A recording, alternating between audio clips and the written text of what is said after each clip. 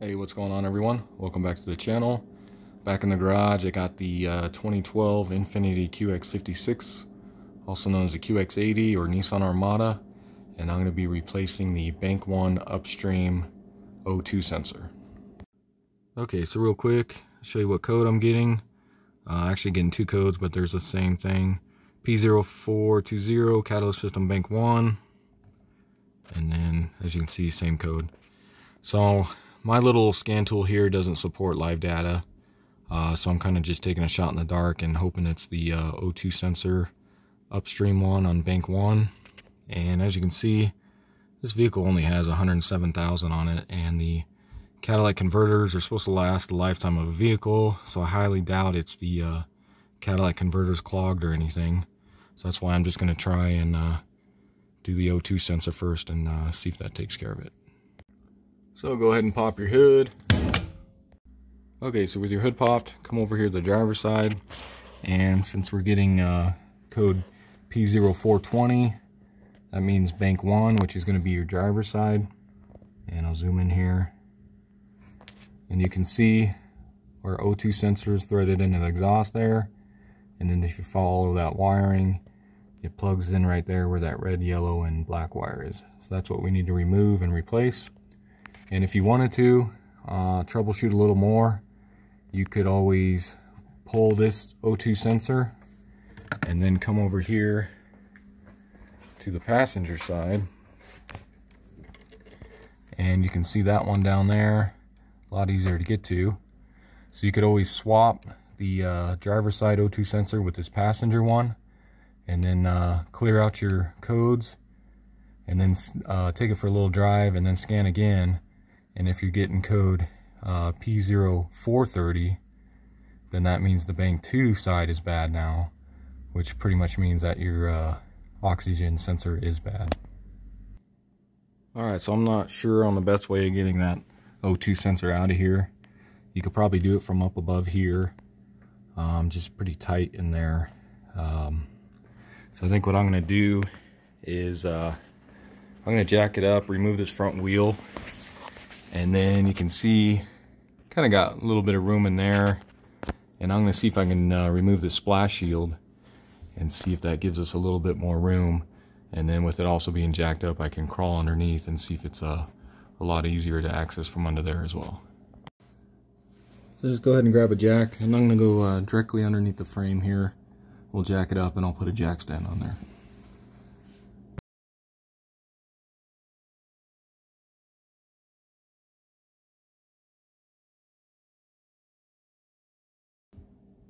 Next, you can go ahead and remove your wheel and tire. That's going to be a 21mm, and then also your key.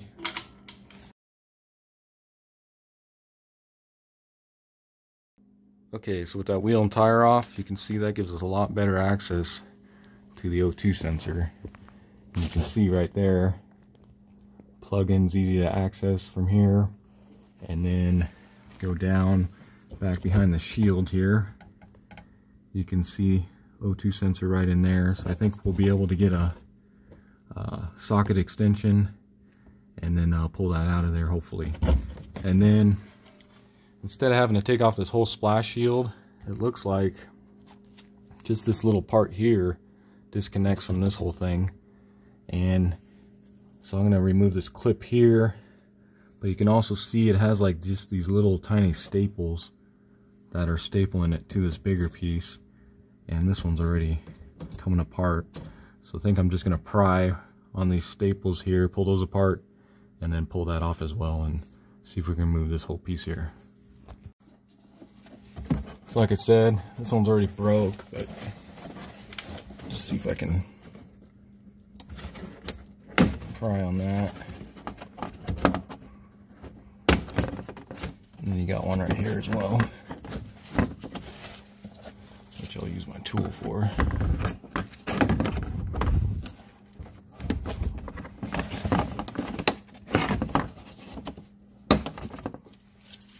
And then on these, just kind of get under this part here. Try to free that.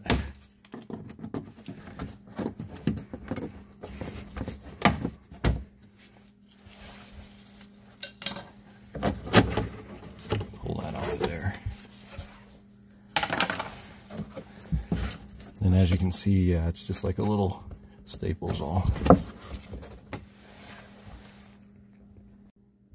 So next, let's go ahead and try and unplug the sensor.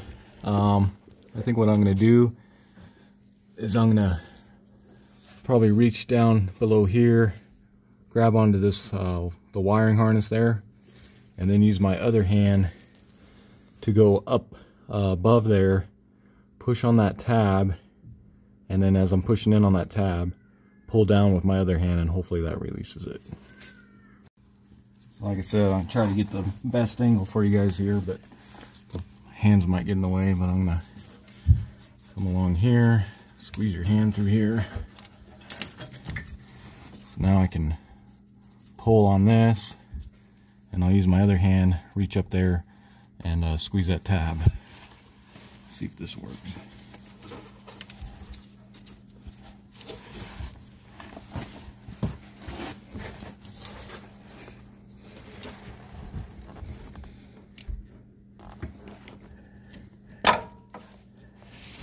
So kind of like that.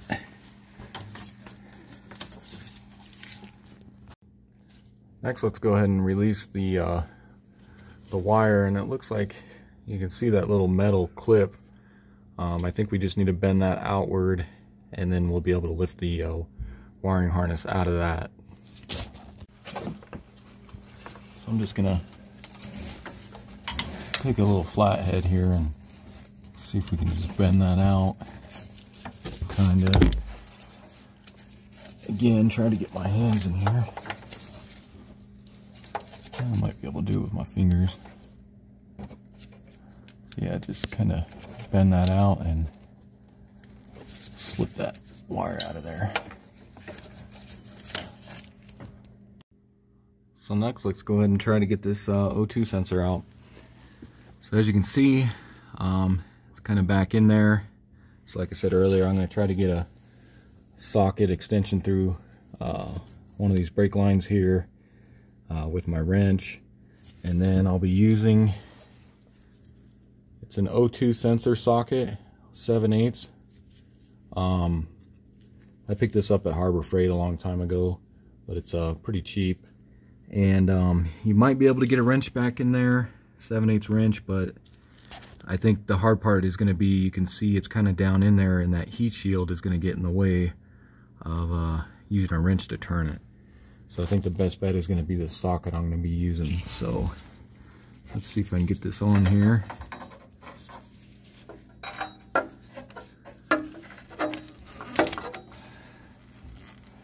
And you can see these sockets have that little hole right there for wire.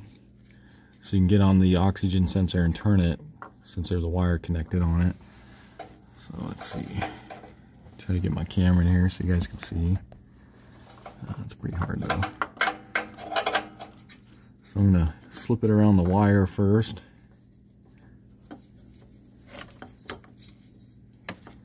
Once you get around the wire, go ahead and bring it down.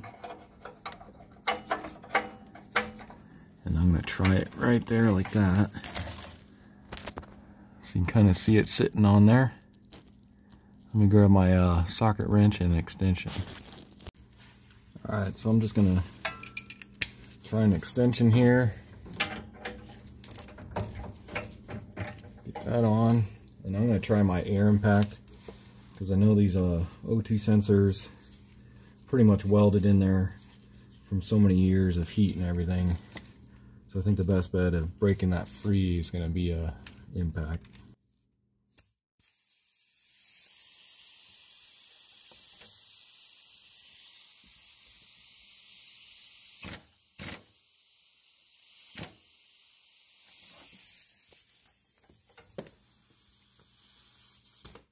Alright, so once you get it busted free, as you see, you don't want to go too much. Show you on the camera here. You don't want to go too much, because then this line will be in the way. So if you can get it to move, and then pull that off. And now let's see if we can get it the rest of the way off by just hand turning it, or reaching in there with a smaller socket wrench. Alright, so get my hand in here. And as you can see, that's pretty loose now. So let me see if I can get this socket off of here.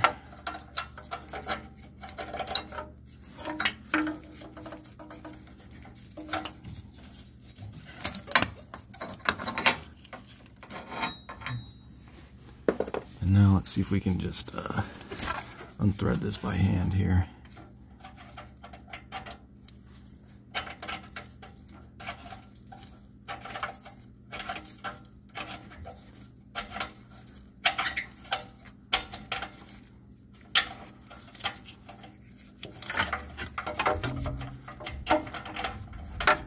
Just like that. And then okay, and there's your O2 sensor, Upstream one. Okay, so with your old one out, go ahead and grab your new one. And I just went with the Denso 234-5095, which I got off Amazon. I think it was around like $106 or something like that. But check out the description. I'll put a link into this O2 sensor. And then also comes with some anti-seize, which I don't know why they include it, because if you pull the cap off here, you can see it's already coated with anti-seize, so not really sure why they give you more. But and then just check your plugs. You want to make sure those match up correctly as well. So it looks like we're good. So let's go ahead and throw this new one in.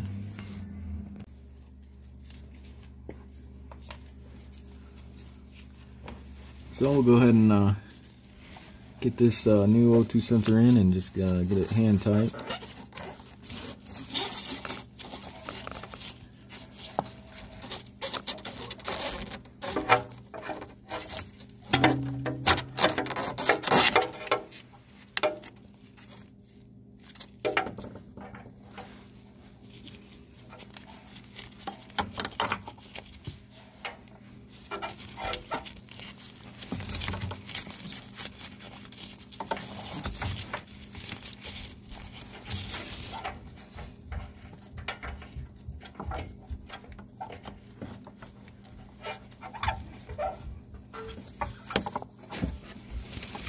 And then as you're tightening this, just watch your cord here. Try to get this all out of the way.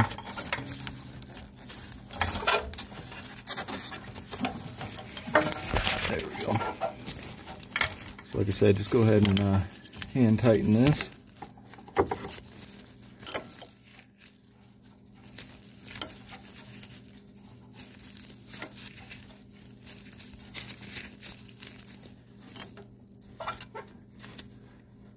Next, I'll go ahead and grab my O2 sensor socket again.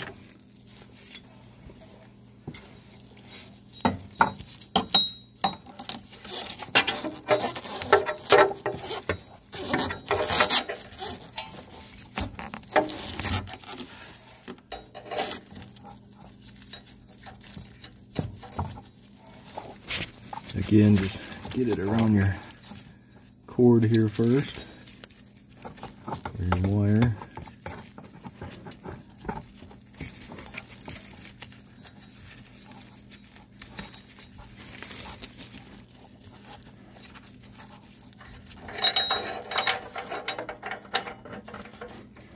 I'm just going to go right there again, grab my socket wrench and extension, and we'll tighten that up. You can get a torque wrench out. I think most oxygen sensors, it's around 30 foot-pounds. But I'm just going to go, I should know about what 30 foot-pounds is, so I'm just going to do it by hand.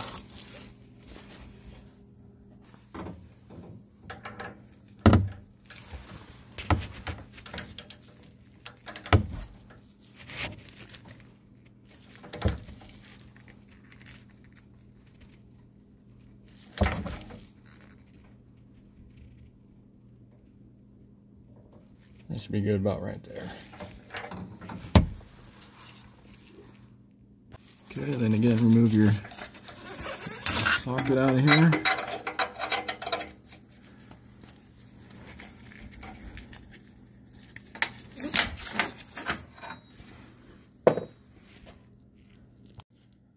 Alright, so now let's go ahead and plug it in, and it's going to go in there just like that. So your two tabs are going to go on the, these two tabs right here go on the back side by the firewall.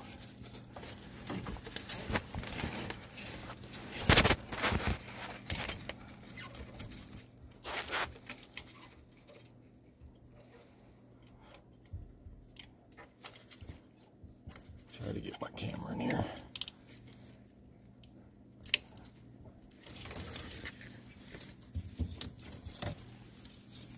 I'm not sure if I'm all the way in. I didn't hear it click.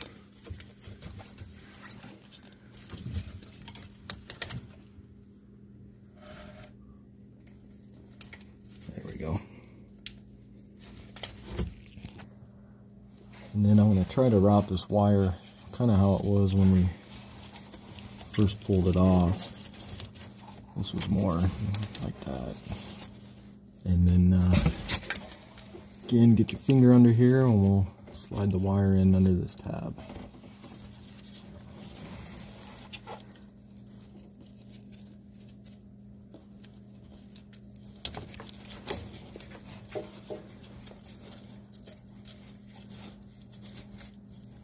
So kind of like that. Just want to make sure it's pretty far away from this heat shield here so nothing gets burned. So I think we're good. Just like that. That should work. So now we go ahead and put our splash shield back on. But first I'm going to go ahead and just pull out these staples here.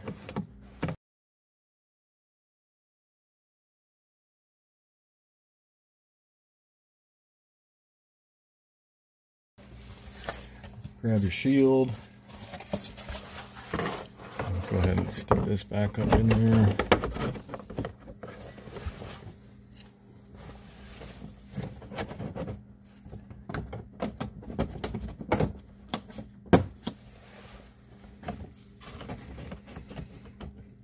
And then I'm going to grab a zip tie and maybe just zip tie this around one of these brake lines here, just to kind of hold that, to keep that from flapping. Maybe I'll try and straighten out one of these staples and try to get another staple in there real quick. Alright, so I just I'm going to see if this works or not. Just a staple gun. Just going to see if I can shoot my own staples here. See if that'll work.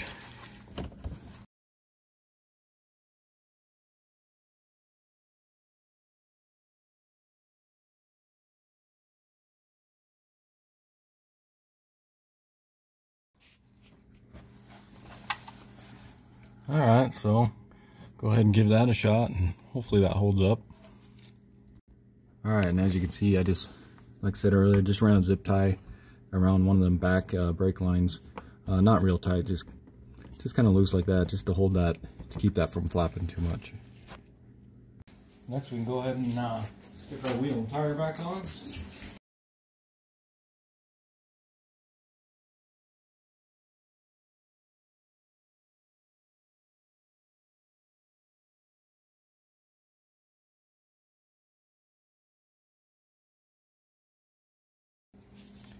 And then go ahead and torque your lug nuts to 105 foot-pounds.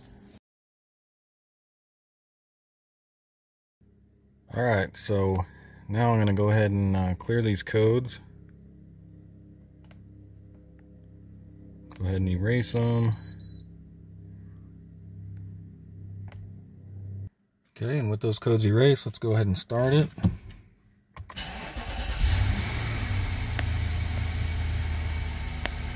You can see our service engine light soon is off now.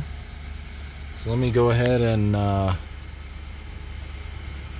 open the garage door here, and I'll go ahead and take this for a drive. We're sitting at 107,379, so I'll take it for quite a ways here, and then we'll come back and check the codes. Alright, so I just got back from a drive here. As you can see with my mileage, just about 18 miles there is what I put on it. And as you can see, our check engine light is still off, and seems to be running just fine. So let me go ahead and shut this off, and let's go ahead and plug in my scanner down here.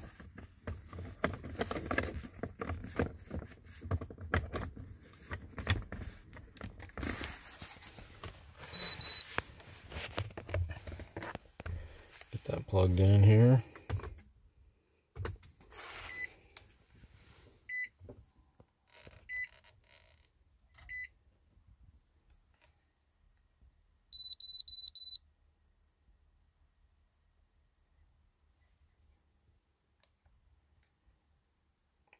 And there you see, no DTC codes. So it looks like that replacing that O2 sensor solved the issue there.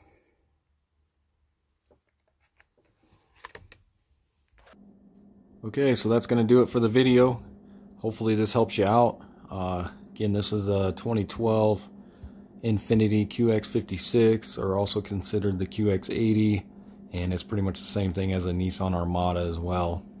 And I went ahead and replaced the bank 1, which is the driver's side Upstream O2 sensor, because it was throwing P0420, and that seemed to solve the issue here. And if you haven't already, subscribe to my channel, check out my other videos. I got another video on this specific vehicle if you need to know how to change out the alternator on it. So go ahead and check that out, and I'll see you next time. Thanks for watching.